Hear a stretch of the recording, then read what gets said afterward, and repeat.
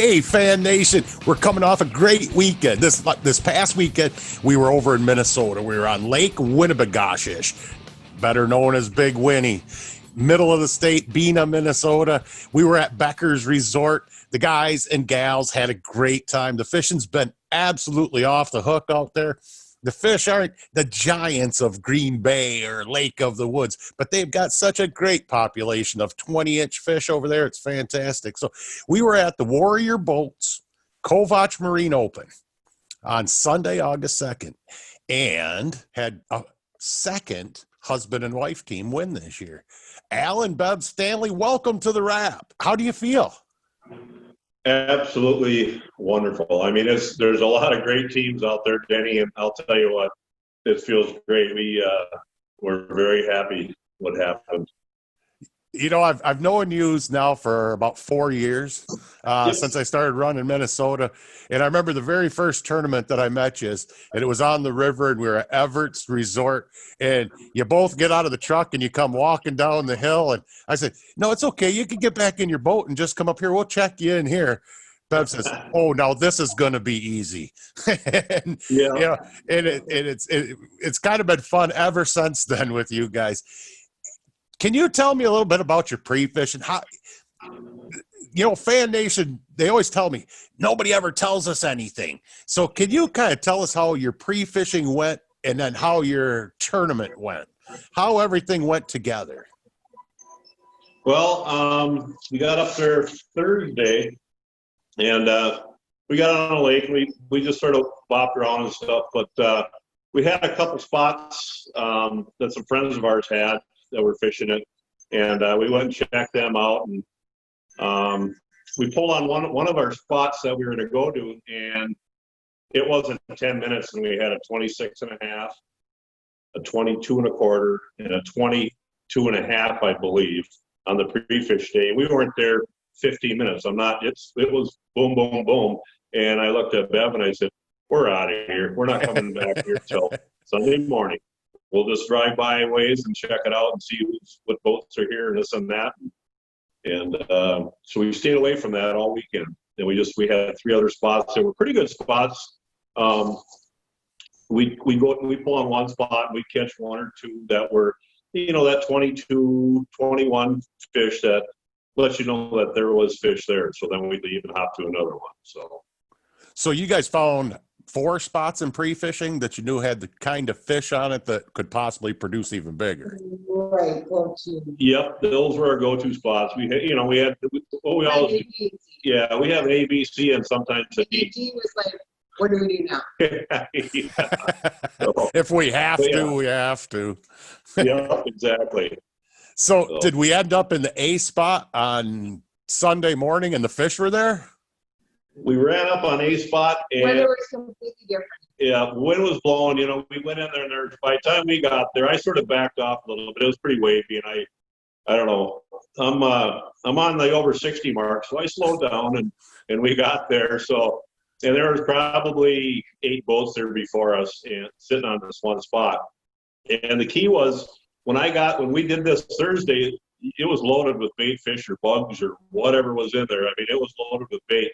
And anyways, we got there Sunday morning right away. I couldn't fish it with the wind the way I wanted to, and there was other boats set up on it. So I made a couple passes through there. We were pulling blades, and you know, I told Bev, I said, "Hey, the bait fish isn't here like it was. It doesn't look right." I says, "We got to go to Plan B." So we made a couple passes through there, and we got out of there. It was like it was hard to fish anyways with the wind blowing. We had 3 4-footers in there, waves, but we went to. Yeah, I didn't see much. So when you said you were pulling blades, so you're pulling spinners. For you at home, that's our slang term for crawler harnesses. Yeah. Were you running them behind bottom bouncers? How were you fishing them? Secret? No, we were running bullet sinkers. Well, not on the wrap. There are no secrets. Don't tell anybody, but no, we were pulling bullet sinkers. You know, and we had a couple different out sizes that we were using. See what would work. Yeah, and speed. You know, anytime you're pulling blades or whatever, speed is critical. Sure. So we did that, and it's you got to mix it up a little bit and see what happens. So when you pull them and how far in front of your crawler harness, your spinner, how far in front are you running them bullet weights? Well, it all depends on that too. I We don't mean, have light counters. we sometimes like mine. I'm going to be honest with mine. I was probably 4 foot, and Bev's was like 6 foot long. Okay. The Snell size, yeah. And I mean, sometimes we'll run 6, 7 foot Snells, just to get it out a little bit. So behind as we're talking, they're going to start running fish pictures across the screen. You at home are watching them right now. You want to hear some of these sizes that they had that they didn't even use? They didn't use a 21. They didn't use a 22 they caught. They started using 24s, and they had 3 24s on them fish you're looking at, and a 23, and then a big 22. You sealed the weight at 27, 24. Did you catch them on crawler harnesses on the second spot or your third spot? This was our second spot we're on. We stayed on our second spot pretty much the rest of the day. Okay. Was there anybody else there with you? Pardon? Was there anybody else there with you? There wasn't a lot, but there was probably what? We started out with more boats. There was probably 8 to 10 boats there when we got there. Because this was our plan B. And they were scattered out, though. I mean, by the time sometimes I only seen one other boat by us. So that's always good. It was scattered out, and it wasn't like you're catching fish all the time. I mean, it was a grind. So when you showed up at the second spot, you found your bait again that you lost on the first spot? No, not really. We went there, and it just wasn't right. So I made some adjustments. I moved probably at least a minimum of a quarter mile from where I was pre-fishing. I had confidence that the fish were still there. I just had to find them. With that wind, I think they relocated or readjusted. I'm not sure, but I was probably a quarter mile from where I wanted to be, as far as pre-fishing. I probably, like I said, I made an adjustment about a quarter mile.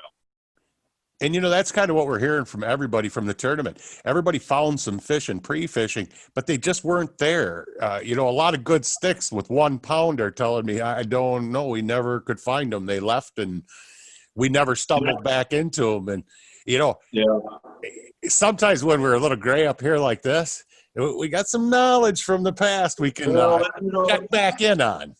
Yeah, Bev and I has fished Lake Winnibigoshish, for a long, long time too. And that lake will humble you real quick. Oh yeah. It's like, okay, we're done. Yeah, that's one thing we worry about. We have a big free fish, and maybe the weather would change a little bit, and maybe it's like, is there any walleye in this lake? Right. Oh boy, I'll tell you. But I had confidence in that spot, but the deal was, like I said, we weren't catching fish. I don't think we caught a fish till like 9:30 in the morning. And but again, with the gray hairs and the confidence I had in that spot, I knew the fish were around. I just had to poke around a little bit farther. And so you had to go find them. Exactly. Right. They got fins. They swim. We got to go catch up to them sometimes. Yeah. That's what it is too. A lot of guys will move and run, 2, 3, 4, 5 miles, 8, 10 miles away, but them fish are around there someplace if you can sort of figure them out, and get lucky and find them. We got lucky and got on them. And basically our big fish that we caught, the 24s, I think we caught them within an hour, 40-minute time span of all it was boom, boom, boom. Well, that's a very good point. And Fan Nation, you ought to take, heed in what Al just said, because a lot of times you're wasting gas. I'm going to go 10 miles here, 5 miles there. I'm going to run all over the place. Do you think them fish swam 10 miles overnight? They did not. They swim, they move, but they don't take off for miles and miles. It's just not the way it works overnight. So next time it's hard out on the water, use these words, Fan Nation. Good, stay close, start looking for them where they used to be. Is there anything else you would like to tell Fan Nation out there about your experience or all the people that helped you out? Exactly what you just said there. Years ago when I was younger, Bev and I have been fishing tournaments for over 20 years. And they used to pretty much call me the pinball machine. I mean, I'd run to one spot and then I'd be gone, flying across the lake to another, and then I'd blah blah blah, and I got a lot of enough for that, But I think if you guys can sort of hang tight and just, stay close. Patience and stay close within, that, let's just say a mile area of that where you're at, where you had a good pre-fish. I think it's going to pay off. I agree. Yeah, I think so too. Yeah, you got to have confidence in your spot. Like I said, Denny, they're not chasing 10 miles away, but no, that's a whole different game 10 miles away. Then you have to go and figure that out when you get there. Exactly. Okay, Bev, no lying. What color spinner? What color spinner? Oh, we got. Well, we knew ours were. We call them imagination spinners, and they're just nobody has them. A friend of mine, he paints them up for us, and I'll tell you, they were like golden ones. Yeah, so we don't really care if anybody sees them, or that it's like nobody's got them. Yeah, a friend of mine is Scott Zupper. He paints them up for me and does little custom blades for me. Once in a while, since self-driving, and with the wind and everything, he's got a lot to do, and so I pretty much handle the tackle and that sort of thing, and sometimes he lets me pick out the colors. Pretty much all the time. I sometimes don't have a say, so. No, But it's good. No, I love it. She takes care of that, and I don't have to worry about nothing. She'll change it up. worked out, Danny. It worked out. It was like, yep, you chose right. So it was great. Yeah. Do you know you're the second husband and wife team winners this year? All right. Husband and wife team won out in North Dakota. We got a husband and wife team now in Minnesota. Yep, I just seen that too. I went, that's pretty good. You know what? A lot of people, they go, oh, these husband and wife, and I'll tell you what, best partner I could ever have. So you can fight and still. We still argue out in the boat or whatever. Everybody knows the battle. Blah blah blah, but. We usually go to the lake and everything. Best partner I've ever had, though. I've fished quite a few tournaments, and it's fun. We get out there. Just like anything else, you have your bad days and your good days. You just take it with a grain of salt and try to enjoy yourself out there. And with the program you guys got set up out here with the AIM walleye, it's fantastic. Oh, yeah. Love it. Yep. You like the catch, record, release? Competition is fantastic. Yeah, Danny, that's another thing. There's a lot of great sticks out there. You got a lot of young guns out there, and it's a tough deal. And they're coming at you too, man. Oh, I'll tell you, it's like I said, we've been doing this for quite a long time, and. You know what, though? A couple of them I know I'm going to start calling the pinball because they do exactly what we used to do when we were young. They're running all over the lake. Yeah. No, I hear you. I've seen them. So, is there any sponsors that you'd like to thank while you've got the stage on the wrap? Well, I just want to thank my sponsor. We got Wave Pro out there at the pedestal seats there. Great product. Love it. Saves a lot on my back. We got Warrior Boats, Lindy, Lawrence. It's Coyote Wild. Yeah, Coyote Wild. That's for Coyote Wild with the fish spices and all that good stuff. So, but JT rods. He's not my sponsor, but Joe Perko, we got his rods. He's not my sponsor yet. We'll see. That's what this one right over here. Yep. JT Outdoor Products. No, he's great.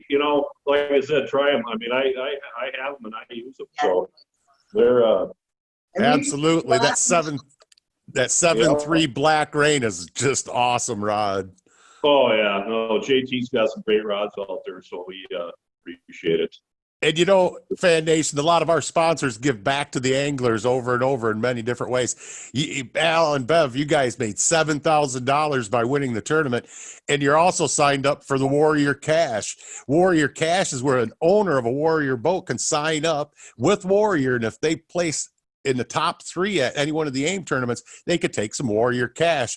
So an extra $1,000 is coming your way from Warrior Boats as well. Exactly. Warrior Boats is fantastic. I've been running Warrior Boats for over 20 years, Danny, and it's there's a lot of great boats out there. Don't get me wrong, but I'll tell you, they're fantastic boats. Yeah, they. I've owned a few of them myself over the years. They're a good boat. They eat the waves, man. They just eat the waves. Right, Chuck Barth and Kent Anderson, they work hard, and staff, everything down there where your boats, they work hard at it. They do a great job. Well, you're going to be up north. I'm going to see you at Lake of the Woods in just a couple of days. Probably by the time this airs, you're going to be up there and already have some seat time on the water. Yep, we're probably going to leave Tuesday night, tomorrow night. We're guessing, or else Wednesday morning, see what happens. We got lawn chores to do yet and get caught up before we get out again. So that's what I got to do in between every single weekend of travel. Is the neighbor even mows my lawn sometime for me because he feels bad. There you go. Good deal. So we'll see you guys at Lake of the Woods on Friday. Fan Nation, this is our newest champions right here, Al and Bev Stanley. Thank you for being on the show with us. All right. Thanks for having us. Yep. Thank you. Oh, what great stories. These two have been around for a long time, as we were talking. They've been in the circuits. They're just really good people and fun to be around. So it's great when they do well and you get a chance to showcase them. Next up on the lot, though, is the father-son team, Brian and Chris Messerschmidt. They too have been around for quite a while, and they've been pounding the blocks, the bricks, the streets. They're trying to get to the top, and they did it this time. Couple pounds behind the Stanleys, but they had a great catch. Hey, Brian, Chris, how's it going out there? Thanks, Denny. Thanks for having us. Yeah. Well, just like Brian was saying, he hopes to come back again, maybe at the championship at Lake of the Woods in a few weeks. Oh, yeah, we could really use that. It'd be a good points buster out there. So I think this is maybe your first top 5 finish in an AIM event, is it? Yep. We had a 6th place finish at Leech a couple of years ago, and that's the best one that we've ever done. So we're pretty jacked up for this one. Absolutely. It takes a lot to get up there, doesn't it, Brian? Oh, a real lot. We weren't, like it says, it was, we placed 6th and we were like 0.2 of a pound from 5th place, and it was heartbreaking. Oh, wow. Well, what was very interesting about this? It's funny you should say it. Did you look at the final the standings? You guys had 25.09. 3rd place had 25.05 and 25.04, I believe, was in 4th place. That's not even, that's 1/4 of an inch on any of the fish you guys registered, all 20 inchers, all 20 plus. Yep. Were you guys going to do this? Did you do this in pre-fishing? What happened pre-fishing that made you guys catch these fish on game day? To be honest with you, and my dad will tell you, during pre-fish, each day we caught one decent fish. Like, we had really no program. So I think on game day we found some smaller fish, and we just did not want to come in with this tournament with a 0. So we had the mindset of, hey, let's go fill our card with dinks.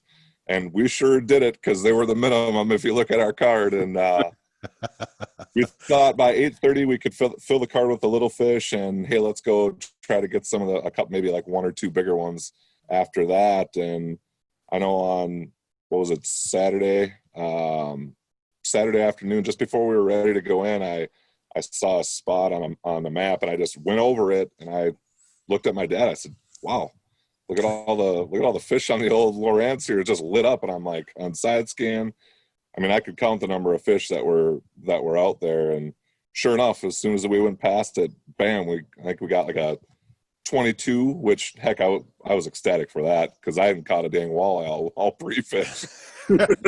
Pop was catching them all, or at least the couple that we did catch. So yeah, you guys filled up some little ones there. It looks like you put 3 12-inchers on the card. So, yep. And then you're right, 22 3/4 inch was your next fish. And you basically barely went underneath that from there on out. Well, the first 2 fish we doubled, or the 22 and the 23, we doubled up on that. Our first pass was like within 30 seconds of our first pass. So Chris was dancing so much his Costa glasses went over the side of the boat, by the way. That was an expensive dance, juke and jive shake, I'll tell you what. You must have been paying the fish gods, though, because they gave back to you. And they kept giving all day long. It's the gift that kept on giving. That's right. We kept getting we kept getting numerous fish at toward the end there and stuff, but we threw numerous 20s back that we could put on the card. It was frustrating. We couldn't get that 24, 25. You did end up with a nice 24 and a quarter incher, though. That kind of sealed that bag up real nice. That was with 2 minutes left in the day too. So oh my. There was some hooting and hollering, and there was some even more dancing, fist pumping. That made my day right there to catch that one. So tell me, I understand you're sitting in your boat right now because it's outside in the yard. You got sun beating down on it. The wind's blowing through it because it's got to dry out. Yeah. You said, well, we'll talk about that later. It's later, my friends. Yep. And we were actually talking out on the water like the last time we actually fished Winnie, and I think what was it, Pops? I was probably 6 or 7. Yep, 1993 or 4. Wow. And we had a week we went there in the spring. So we didn't really know what to expect, but when we first got out there, it was rough, and we put the Powertran Pro tabs down, and we sent it, got out to our spot, and then bounced around, and eventually made it to the last spot that we were at. But what I was telling you about earlier, you know, most people when they troll, and that's what we were doing, we were trolling crankbaits, and most people don't troll into the waves like we were. I mean, they would probably look at you and be like, what are you doing? If Bob Nitty were to watch this, and he probably will, he's going to laugh because he bazzes me about my boat control. But I will say that we took a lot of water over the front of the bow, but for some weird reason, I think we caught more of the fish going into the waves than we did going with the waves for some weird reason. But hey, I'm not going to complain about it. It worked. We just went back and forth. And yeah, so I'm in the boat letting it dry out because there was a lot of water in here. There was a lot of nose dipping going into them waves. Yep, it sucked, but hey, it worked. So what crankbait? Doing it more often. What crankbait did you have on your rod, Brian? What was working? You know, I started out with the Lindy Walleye Demon. Just up from the spot where we caught the fish, I hit about a 24-inch walleye on Friday. We graphed most of Friday. We probably fished an hour and a half, and probably when the first 15 minutes of a pass, I hit a 24-inch walleye with a Lindy Walleye Demon, and it was actually Wonder Bread. Some of the guys were joking at the cabins and stuff about it, and I told them, I said, you know, I just put that on there for show, but we actually, that was the first fish the big fish we caught, and that's what brought us back the second day in that area. Wow. So how much water were you guys trolling in? We were in 14, sorry, my neighbor's got his lawnmower going. We were in 14 feet of water. And I mean, I think we were trolling about a foot off the bottom. I mean, we were digging in some weeds, but the area that we were actually fishing was a small gravel bar, and it was only maybe 100 feet wide by about 500 feet long, and it was in the middle of nowhere. Perfect. Yeah. And nobody else was there? There was one other boat, but they were doing a little bit of Lindy rigging. And we kind of we worked it together, and it worked out for us. Thank God. You know, finally we got something to go. So, but yeah, he had the Wonder Bread, Walleye Demon. We also found that, was it the purple chrome? Seemed to really be a good color. That was probably our best color, was the purple chrome of like a Lindy walleye shad and the Demon that we were using. And then we were pulling those behind planer boards about 35 feet off the side of the boat and had a heck of a time. Nice. What do you think we caught, Pops? Probably 20 some fish. Probably. One, yeah. And it was, luckily we hit a few perch, but Friday and Saturday was nothing but perch and northern, and we got lucky on Sunday, and I think we only caught a couple perch and one northern, so we caught a lot of walleyes. Yeah. Well, everybody was talking about during their pre-fish, and the fish were moving around a lot. They were here today, gone tomorrow. So you guys, at the end of the day on Saturday, might have stumbled across some fish that had just gotten there, and they were relaxed and hanging out and eating, and you guys walked right into them on Sunday morning. They were ready to go. Our first, we had spot picked out that we went out there Friday and it was just loaded with huge marks. And we went back Saturday to check it, and there was still marks there, not to the point where they were there Friday. And when Sunday, that was our third spot we hit, and there was nothing. We couldn't get them there. I could write a book with how many times I've heard that this weekend.